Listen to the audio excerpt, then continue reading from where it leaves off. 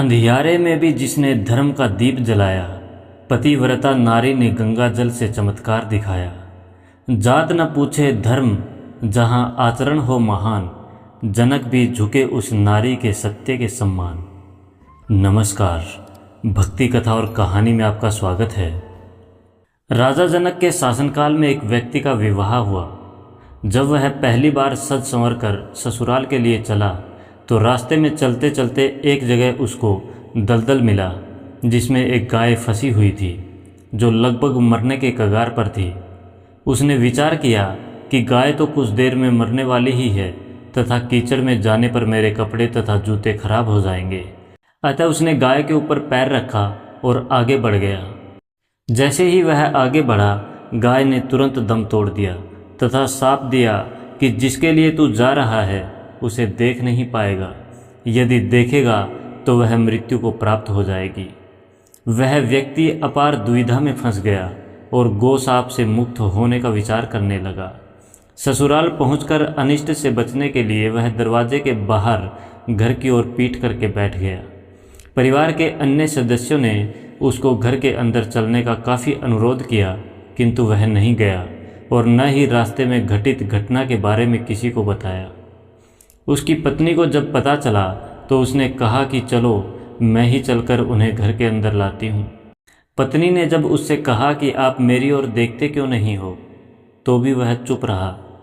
निरंतर अनुरोध करने के उपरांत उसने रास्ते का सारा वृत्तांत कह सुनाया।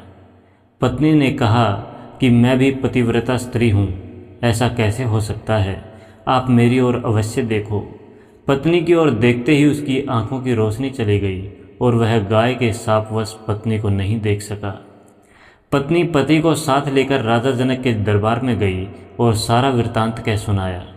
राजा जनक ने राज्य के सभी विद्वानों को सभा में बुलाकर समस्या बताई और गो शाप से निवृत्ति का सटीक उपाय पूछा। सभी विद्वानों ने आपस में मंत्रणा करके एक उपाय सुझाया कि यदि कोई पतिव्रता स्त्री छलनी में गंगा जल लाकर उस जल के छींटे इस व्यक्ति की दोनों आंखों पर लगाए तो गो शाप से मुक्ति मिल सकती है और इसकी आंखों की रोशनी पुनः लौट सकती है। राजा ने पहले अपने महल के अंदर की रानियों सहित सभी स्त्रियों से पूछा तो राजा को सभी के पतिव्रता होने में संदेह की सूचना मिली। अब तो राजा जनक चिंतित हो गए। तब उन्होंने आसपास के सभी राजाओं को सूचना भेजी कि उनके राज्य में यदि कोई पतिव्रता स्त्री है तो उसे सम्मान सहित राजा जनक के दरबार में भेजा जाए। जब यह सूचना राजा दशरथ अयोध्या नरेश को मिली तो उसने पहले अपनी सभी रानियों से पूछा। प्रत्येक रानी का यही उत्तर था कि राजमहल तो क्या, आप राज्य की किसी भी महिला, यहाँ तक कि झाड़ू लगाने वाली, जो कि उस समय अपने कार्यों के कारण सबसे निम्न श्रेणी की मानी जाती थी, से भी पूछेंगे तो उसे भी पतिव्रता पाएंगे। राजा दशरथ को इस समय अपने राज्य की महिलाओं पर आश्चर्य हुआ और उसने राज्य की सबसे निम्न मानी जाने वाली सफाई वाली को बुला भेजा और उसके पतिव्रता होने के बारे में पूछा। उस महिला ने स्वीकृति में गर्दन हिला दी। तब राजा ने यह दिखाने के लिए कि अयोध्या का राज्य सबसे उत्तम है, उस महिला को ही राज सम्मान के साथ जनकपुर भेज दिया। राजा जनक ने उस महिला का पूर्ण राजसी ठाट बाट से सम्मान किया और उसे समस्या बताई। महिला ने कार्य करने की स्वीकृति दे दी। महिला छलनी लेकर गंगा किनारे गई और प्रार्थना की, हे गंगा माता, यदि मैं पूर्ण पतिव्रता हूँ तो गंगा जल की एक बूंद भी नीचे नहीं गिरनी चाहिए।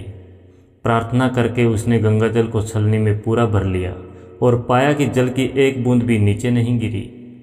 तब उसने यह सोचकर कि यह पवित्र गंगा जल कहीं रास्ते में छलक कर नीचे नहीं गिर जाए, उसने थोड़ा सा गंगा जल नदी में ही गिरा दिया और पानी से भरी छलनी को लेकर राज दरबार में चली आई।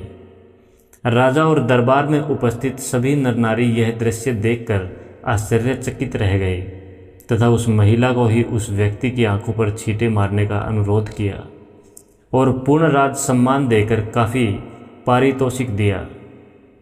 जब उस महिला ने अपने राज्य को वापस जाने की अनुमति मांगी तो राजा जनक ने अनुमति देते हुए जिज्ञासावश उस महिला से उसकी जाति के बारे में पूछा। महिला द्वारा बताए जाने पर राजा आश्चर्यचकित रह गए।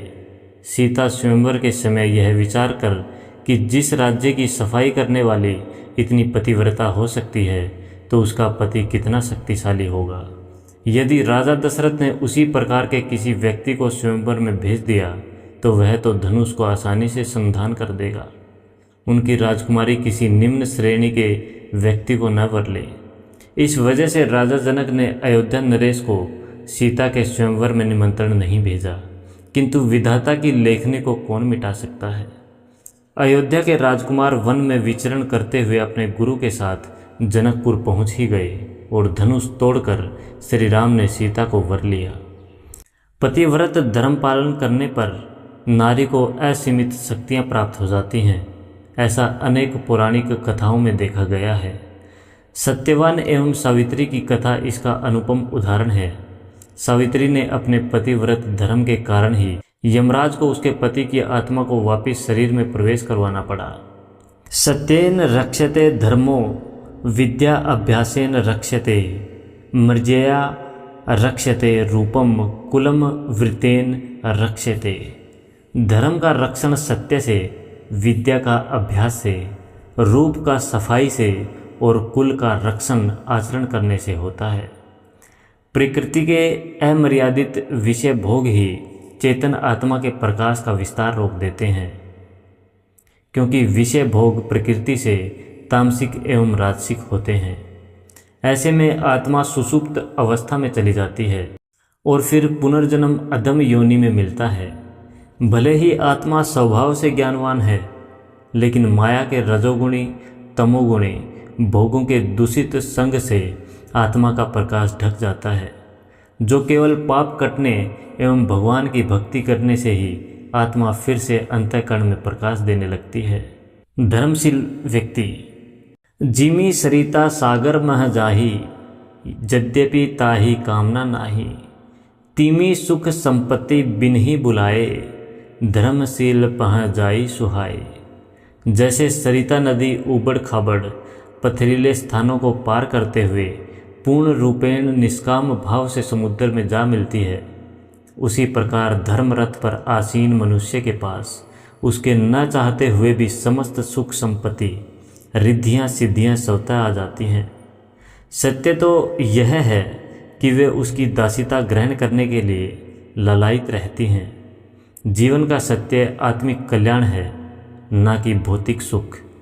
एक माटी का दिया सारी रात अंधियारे से लड़ता है, तू तो प्रभु का दिया है, फिर किस बात से डरता है। हे मानव, तू उठ और सागर में विलीन होने के लिए पुरुषार्थ कर। सच्चे संतों की वाणी से अमृत बरसता है, आवश्यकता है उसे आचरण में उतारने की। जय श्री राम, जय हिंद।